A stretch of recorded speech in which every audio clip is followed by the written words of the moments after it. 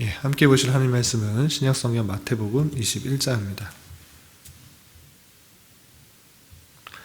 신약성경 마태복음 21장 12절부터 22절까지 말씀만 봉독하겠습니다. 신약성경 마태복음 21장 12절부터 22절까지 말씀, 신약성경 35쪽 전후를 보시면 되겠습니다. 함께 봉독합니다. 예수께서 성전에 들어가사 성전 안에서 매매하는 모든 사람들을 내쫓으시며 돈 바꾸는 사람들의 상과 비둘기 파는 사람들의 의자를 둘러 엎으시고 그들에게 이르시되 기록된 바 내 집은 기도하는 집이라 일컬음을 받으리라 하였거늘 너희는 강도의 소굴을 만드는도다 하시니라. 맹인과 저는 자들이 성전에서 예수께 나오매 고쳐주시니 대제사장들과 서기관들이 예수께서 하시는 이상한 일과 또 성전에서 소리질러 호산나 다윗의 자손이여 하는 어린이들을 보고 노하여 예수께 말하되 그들이 하는 말을 들으냐. 예수께서 이르시되 그렇다. 어린아기와 젖먹이들이 입에서 나오는 찬미를 온전하게 하셨나이다 함을 너희가 읽어본 일이 없느냐 하시고 그들을 떠나 성 밖으로 베다니에 가서 거기서 요하시니라. 이른 아침에 성으로 들어오실 때에 시장하신지라. 길가에서 한 무화과 나무를 보시고 그리로 가사 잎사귀 밖에 아무것도 찾지 못하시고 나무에게 이르시되 이제부터 영원토록 내가 열매를 맺지 못하리라 하시니 무화과 나무가 곧 마른지라. 제자들이 보고 이상히 여겨 이르되 무화과 나무가 어찌하여 곧 말랐나이까.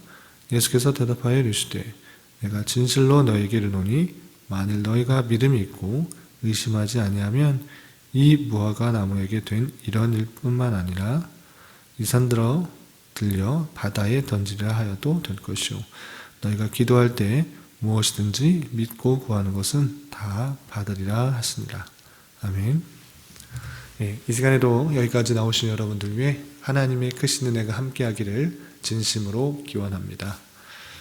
오늘 말씀 읽기 본문은 마태복음 21장입니다. 마태복음 21장에도 여러 가지 주제들이 나와 있습니다. 여러 가지 주님께서 행하신 일들을 기록해 놨는데 크게 5가지로 좀 구분하여 생각해 볼 수 있습니다. 첫 번째는 1절부터 11절까지는 예수님께서 6월절이 가까이 왔을 때 예루살렘에 입성하신 내용이 나옵니다. 예수님께서 나귀를 타고 예루살렘에 입성하실 때 많은 사람들이 호산나 다윗의 자손이여 라고 하며 나뭇가지를 흔드는, 종려나무를 흔드는 그런 장면이 나오게 됩니다. 그리고 12절부터 17절까지는 예수님께서 성전에 있을 때 많은 장사하는 일들을 꾸짖고 성전을 정화시키는 그런 말씀이 나오고요. 18절부터 21절까지는 무화과 나무를 마르게 한 것, 열매가 없고 무성한 나무 가지만 있을 때, 잎사귀만 있을 때 그 무화과 나무를 마르게 하는 그 저주를 하시는 내용이 나옵니다. 그리고 다 읽지는 않았지만 23절부터 32절까지는 종교 지도자들이 예수님께 너희가 무슨 권위로 이런 일들을 하느냐라고 질문하는 내용이 나오는데 예수님께서는 그럼 세례 요한의 권위는 어디서 나왔느냐? 하늘로부터냐 사람으로부터냐라고 오히려 되물으면서 그 권위가 어디서부터 나왔는지 대답하지 않으시는 그런 내용들이 나옵니다.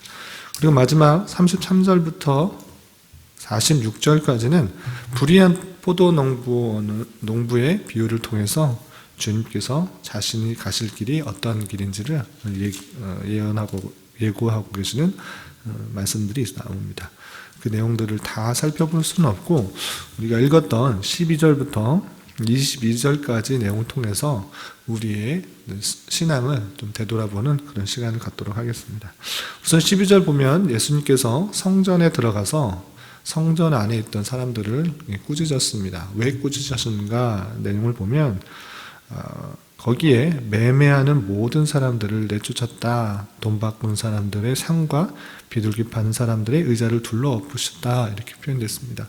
왜 성전에 이런 사람이 있는가라고 생각할 수도 있는데, 당시에 6월절, 그 큰 절기가 되면, 3대의 명절이 되면 이스라엘 사람들은 누구나 성전에 와서 성전세를 내며 또 제사를 드려야 되는데, 그 제사를 드릴 때 먼 곳에서부터 그 흠없는 어린 양들을 데리고 올 수가 없었기 때문에 또 오는 도중에 또 많은 또 흠이 나고 또 지치고 또 상처가 날 수가 있기 때문에 먼 곳에서 오는 사람들을 위하여서 돈을 내면 그 양이나 비둘기나 그런 재물들, 흠없는 것들을 이렇게 살 수가 있도록 하는, 사고 팔고 하는 그런 일들이 있었던 것입니다.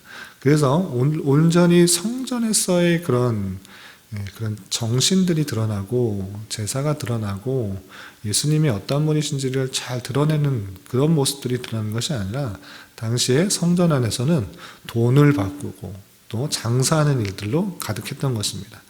그래서 본래의 정신을 갖지 못하고 사고 파는 일, 돈을 바꾸는 일, 또 양들이나 비둘기나 이런 재물들을 사고 파는 일들만 가득했기 때문에 예수님께서 보시기에서는 본래 목적과 본래 의미들이 사라지고 사고 팔고 하는 그 매매의 모습들이 가득했기 때문에 둘러 엎으신 것입니다. 본래 기능을 온전히 하지 못하고 오히려 기도하는 그런 모습들, 하나님께 나아가는 모습들이 없어졌기 때문에 그 모든 것들을 둘러 엎으신 것입니다. 그러면서 13절에 이렇게 말씀하십니다.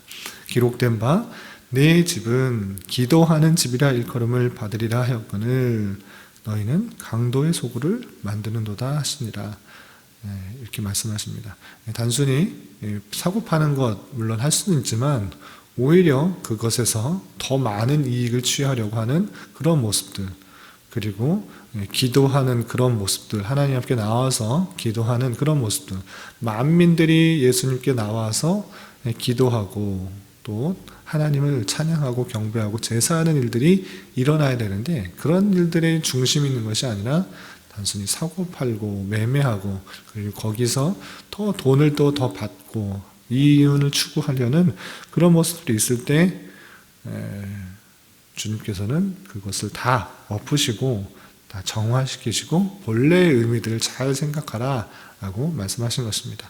내 집은 기도하는 집이라 일컬음을 받으리라 이렇게 하였기 때문에 성전의 의미들, 주님께 나와서 주님과 밀접한 교제 가운데 나아오고 기도하는, 하나님 앞에 간구하는, 하나님께 모든 것들을 의탁하는 그런 모습들로 나와야 될 것이다 라고 이렇게 할 수 있는 것입니다. 이 내용들은, 성전을 정화하는 내용들은 주님의 함께 하시는 곳, 주님의 임재하시는 곳을 정화시키는 것을 뜻하는 것일 텐데, 오늘날 우리에게 적용한다고 하면 교회당 안에서, 예배당 안에서 사고 파는 일들을 없애야 된다라고 그렇게 문자적으로 적용하기보다는, 물론 그런 것도 지향해서는 안 될 지향하는 그런 해서는 안 되겠지만, 물론 문자적으로 다 사고 파는 것들을 금지해야 된다라고 하기보다는 마음의 성전, 내가 정말 주님을 모시고 주님께 기도하고 주님을 찬양하고 경배하는 그 마음 가운데 오히려 다른 것들이, 불순한 것들이 가득 자리 잡으로 말미암아 하나님께 나아가지 못하고 하나님을 만나지 못하고 하나님께 찬양하지 못하는 그런 모습 가운데 있지는 않는지 되돌아보는 말씀으로 여겨야 될 것입니다. 주님께서 성전을 정화하셨다라는 그런 말씀을 통해서 내가 주님을 모시는 그 마음 속에 온전히 주님을 섬기는 마음으로 가득하고 있는가, 아니면 여타의 다른 근심과 걱정과 두려움과 또는 이윤과 내 자신의 더 평안만을 바라는 그런 마음들로 가득 차 있는가를 되돌아보면서 그 모든 것들을 정화하시려는 주님의 모습을 따라서 우리 마음을, 심령 성전을 정결케 또 청결케 하는 모습이 있어야 될 것입니다. 또한 18절 이하 22절에서 보면 예수님께서 시장하실 때 아침에 성으로 들어오실 때 시장하셨다라는 그런 표현이 있습니다. 시장하셨는데 마침 길가에 한 무화과 나무를 보셨습니다. 그런데 그 무화과 나무는 잎사귀만 무성하고 열매가 없었던 것입니다. 그 모습을 보시자 예수님께서는 좀 특이하게 나무에게 이렇게 명령하십니다. 이제부터 영원토록 내가 열매를 맺지 못하리라 라는 저주를 하시게 됩니다. 그런데 가만히 생각해 보면 또 다른 성경 본문에 보면 이때가 6월절 근처이기 때문에 무화과가 열매를 맺는 그런 시기는 아니었습니다. 그럼에도 불구하고 예수님께서는 왜 이렇게 저주를 하셨는가? 무화과가 열매 맺는 시기가 아니었으니까 당연히 열매를 맺지 않는 것이 아닌가라고 생각할 수 있는데, 당시 예수님께서는 이 모습을 보고 단순히 나무를 저주하려고 한 것이 아니라 그 나무의 모습을 보고 사람들의 열매 없음을 지적하기 위해서 이렇게 표현한 것입니다. 그러니까 이때 당시에 무화과 나무는 열매는 없지만 잎사귀만 무성하게 있었던 것입니다. 겉으로 보기에는 아주 좋아 보이는 그런 신앙일지라도 그 모습 속에 참된 열매가 맺혀져야 됨에도 불구하고 그렇지 못한 많은 사람들, 제자들 뿐만 아니라 많은 사람들의 모습을 보면서 그 모습을 지적하고 열매 맺는 신앙을 해야 될 것을 강조하기 위해서 이 무화과 나무, 열매가 없었던 무화과 나무를 저주하신 것으로 이해하시면 될 것입니다. 그러면서 우리의 신앙을 잘 되돌아보아야 될 것입니다. 겉으로 보기에는, 사람들의 시선에 보기에는 거룩한 것 같이 보이고 신앙의 모습이 좋은 것 같이 보일지라도 내 마음속에 참으로 열매 맺는, 성령의 열매 맺는 신앙 인격이 자라고 있는가를 되돌아보며 열매를 맺을 수 있는, 하나님께서 주시는 열매를 맺을 수 있는 그런 신앙으로 더욱더 성장해 나가야 될 것입니다. 잎사귀만 무성하고 또 풍성한 것 같지만 속 내용은 아무것도 없는, 그 내면을 볼 때, 주님 앞에서 보할 때 아무 열매를 맺지 못하고 있는 그런 모습은 없는지, 내 마음속에 하나님을 모시고 살아가는 것을 통하여서 신앙 인격에 성령의 열매를 맺어가야 될진데 그런 열매를 맺어가고 있지 못하는 그런 모습은 아닌지 되돌아보아야 될 것입니다. 예수님께서는 무화과를 저주하실 때 그 모습을 보시고 무화과를 단순히 저주하는 것이 아니라 그렇게 예수님을 따르면서도, 예수님을 좇으면서도, 예수님을 안다고 하면서도 열매 맺지 못하는 다양한 심령들을 지적하고 있는 것입니다. 그러면서 예수님께서는 이렇게 말씀하십니다. 21절, 내가 진실로 너희에게 이르노니 만일 너희가 믿음이 있고 의심하지 아니하면 무화과 나무에게 된 이런 일만 할 뿐만 아니라 이 산더러 들려 바다에 던져지라 하여도 될 것이요 너희가 기도할 때 무엇인지 믿고 구하는 것은 다 받으리라 하시니라 라고 말씀하십니다. 그러면서 단순히 그 나무가 저주받은 것, 마른 것, 그것에 중점이 있는 것이 아니라 의심하지 아니하고 기도하는 것, 믿고 구할 때 그 놀라운 일들이 더 일어날 것이다 라고 말씀하고 계십니다. 마치 산더러 들려 바다에 던지라 하여도 그렇게 될 것이다 라고 이렇게 말씀하고 있습니다. 그러면서 중요한 것은, 여기서 말하고자 하는 것은 무조건 기도하면 된다라는 것이 아니라 참으로 믿음이 있는 자는 기도의 모습을 통하여서 하나님의 역사들을 경험할 수 있다라는 것들을 생각할 수 있어야 됩니다.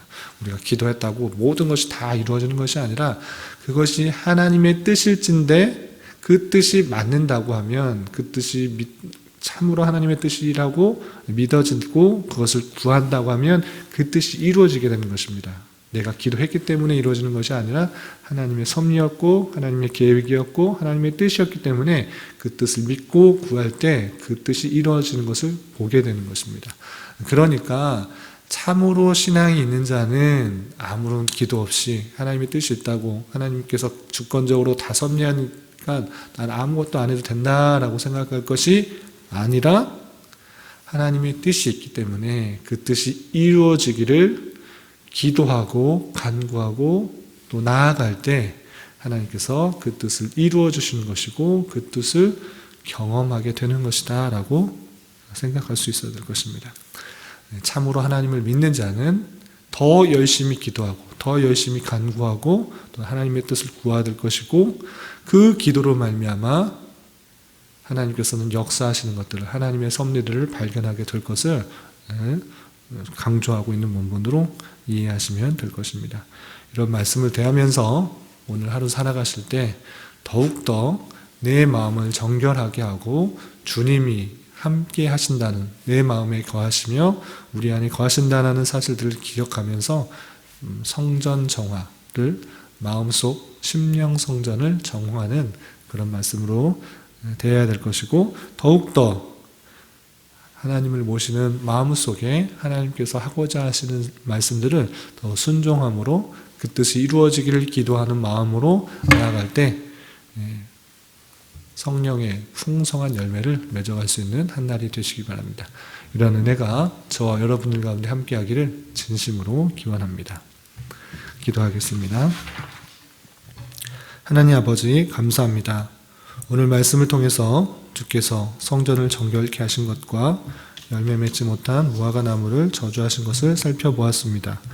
우리 또한 마음의 성전을 정결하게 하며 온전히 주님만을 모시고 주님의 뜻을 간구하며 주님의 말씀대로 살아가기에 힘쓰는 자 되게 하여 주셔서 심령의 또 성령의 풍성한 열매를 맺어가는 자 되게 하여 주시옵소서.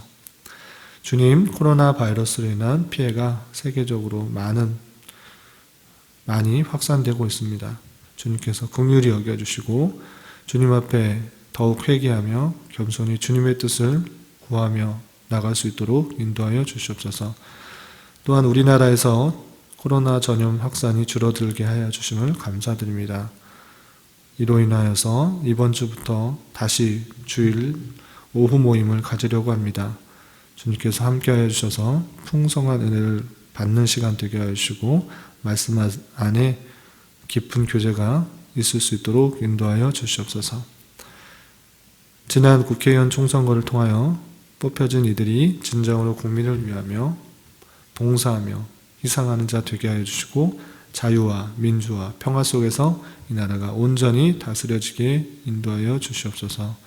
주님께서 이곳에 교회를 개척하도록 인도하여 주셨사오니 진리의 말씀으로 바로 교회를 세워가게 하여 주시고 지치고 낙담하는 영혼들에게 힘과 위로가 되는 교회가 되게 하여 주시옵소서.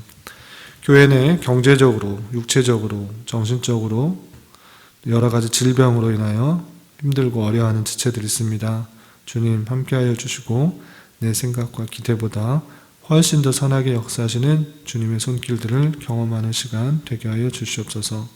이 시간 각자 간구하는 기도 제목 들으시고 가장 선한 것들로 응답하여 주시옵소서.